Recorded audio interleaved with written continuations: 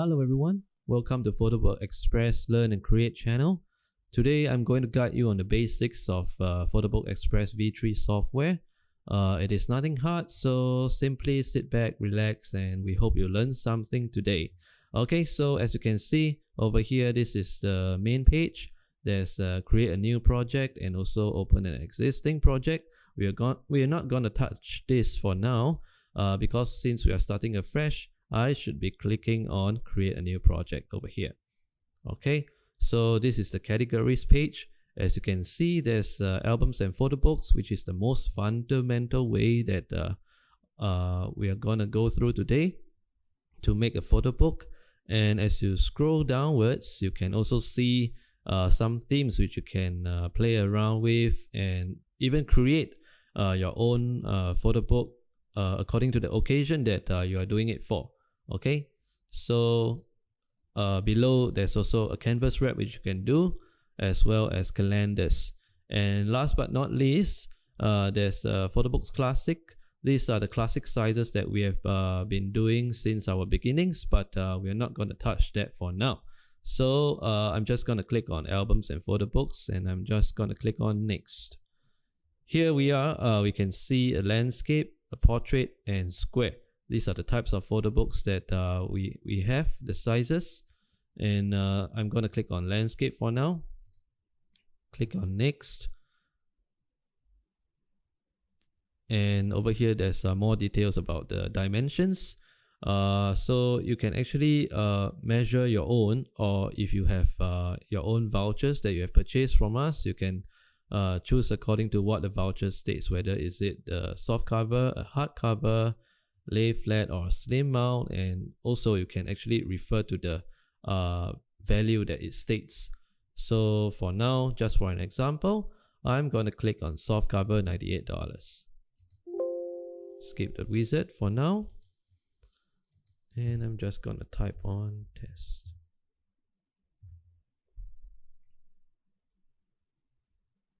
Okay, right now we are at a workspace. So I'm just going to guide you through slowly, and we shall start off from the left hand side, which is the pictures corner over here. And as you can see, right below there's this plus button and the gear button over here. For now, we'll touch on the plus button first because we do not have any pictures to start with. Okay, so I'm just going to click on it, and you will be able to see two options: add individual picture files or add folder containing pictures. Okay, now I really recommend getting all your pictures into one folder first, and make sure you know where the folder is. The reason being because it is more organized, and you will be able to save more time instead of looking for your pictures all around over and over again. Okay, so I'm going to click on the second option, and I've got a folder ready over here, which is PetCat. Going to select it. And here are all the pictures being lined up properly. Okay, right now. Okay, so I'm just gonna drag a picture over here first. Right, this is the template that I have to work on. And as you can see, this is one photo over here with 8 dots, 8 blue dots and 1 green dot. Okay, so the blue dots actually means for you to resize the picture, or rather the photo. So I can do it diagonally, I can do it up and down vertically, or I can do it left and right horizontally. Okay, so I can also touch on this green button over here, which is the rotation button, right? So I'm just gonna hold on it and rotate it like so. Okay, so for now, probably if I want to do this for a cover page as labeled over here, I would prefer it to cover this whole page like so. So I'm going to place it here. I'm just going to drag it down like that. Okay, and here is the first half of my cover page. Alright, and yeah, I can also double click on this photo over here, and as you can see, there is this faded part like this, which means that this part of the photo is not being exposed. So if I want to show more of the cat and less of the background, I can always shift it like so. So when I click on OK, I can see more of the cat rather than before like this, right? So it is a very useful tool to actually navigate around. Okay, so right now on the top hand side, as you can see, like what I've demonstrated earlier, it corresponds accordingly. This is just like a mini page guide, and as you scroll along, you can see the amount of pages, and whenever there is a glowing blue border over here, this means that you are actually editing this part. So let's say if I have another picture over here, I'm just going to drag this. I can feed this to page. Oh, by the way, feed to page does not work for a cover page. It will just feed the whole spread of it. So do take note of that. Okay, so like this, I've feed to page, and you can see that page 1 is this, cover page is this. Very, very straightforward. Okay, right now, so coming below, down below, you have also this undo button over here. So like what I've done, feed to page, which if I don't want it, I can click on undo, and it will become like this. And if I want to go back to the full size one, I can always click on redo, like so.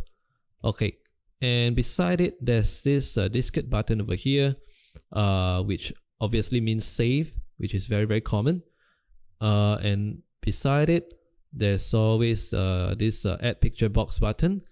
And what it means by add picture box, it means simply by adding a photo frame like this. Okay, so I can add many picture frames, for example like this, and I can always drag photos in like so. Very simple. Now for all photos, you can always drag it, overlap it, or if, for example, I want this to be behind this cat with a big mouth, I can always right click, arrange, send backwards, like so. Okay, very simple. But for now, I'm gonna undo it, keep my arrangement neater, simpler, like this. Okay, so proceeding on, we have this AA plus button over here. It means add text box. So this is where you can actually click on it, and you will have this square with the words double click to edit. That means when you double click, you can actually type your text. Okay, whatever you want to type, and in this case, I want to type my pet cat. Alright, so like so, I'm gonna drag it here. It's a bit too small, so I'm gonna increase the size of the font. So before I do any adjustment, just take note, I will always need to highlight it, and since I've highlighted it, I'm gonna change the size now. Okay, and I'm not really happy with the design. I'm gonna change the font. Let's say I'm gonna choose Broadway, like so. Okay, and let's see if I can make it. Oh, it's only regular. For other fonts, you can actually choose more options over here, which you want italic, bold, or bold italic. It depends on the font design. Okay, right. So I'm just gonna stick to Broadway. I can change the colors. Probably I can change to a green one. Nope. Just stick to black. Alright. And I can always adjust the opacity of it. And it looks better with the faded effect like that. Okay, so I'm just gonna click on it first, and yep, I prefer this arrangement like so, or I can actually make it bigger, like how I did for the photos. Yes, this is better. Okay, so I'm just gonna minimize it to keep things neat. And yeah, something like that. Okay, right, so for example, this is what I want for my cover page, with the text box over here with what I want to type inside. Okay, so that's it for a text box example. And right beside text box, there's this autoflow function. Okay, what is autoflow actually? Autoflow means actually for the AI to help you do up the photo book, so-called. But do not take it that the AI is actually doing all the work for you, because what the AI has done for you might not be what you want. So what I usually see autoflow is, it is actually a guide from the AI for you to find some inspiration in what the AI has done for the layout, the framing, the design, and the style, things like that. So I'm just gonna do an example like so. I'm gonna click autoflow. And as you can see, the computer has actually done the work for you, so-called. Okay, but when I click it, there might be things that I do not like it, such as this over here. I might want to change it, things like that, but it might suit you differently. So every person is different, every person has different tastes. So I still suggest looking through it before you take it as your work is done. And as you can see, over here there are blank pages because I do not have enough photos. So I might need to add more photos inside in order to see my work being completed, things like that. So I'm not gonna touch anymore on this autoflow function. So I'm just gonna backtrack, gonna press undo, and go back to my usual state. So right up next, we have change product. So for example, I want to change my current format from softcover 11.5 by 8.5 to something else. For example, I would like to have lay flat this size over here. I'm just gonna click it, change it, and we'll wait for it to transform it.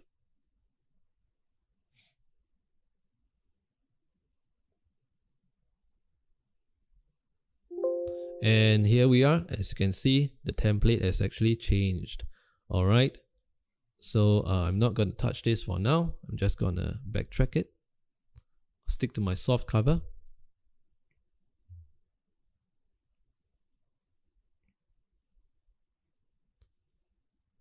And here we are back again, okay, returning to the smaller size.